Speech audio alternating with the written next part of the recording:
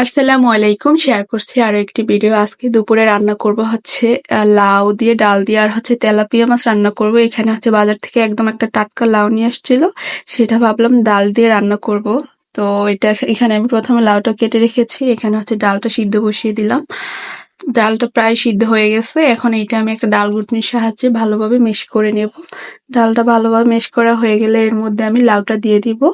কেটে রাখা লাউটা দিয়ে এর মধ্যে আমি পরিমাণ মতো লবণ দিয়ে দিব। পরিমাণ মতো লবণ দিয়ে আমি ঢাকনা দিয়ে ডেকে ভালোভাবে সিদ্ধ করে নেব।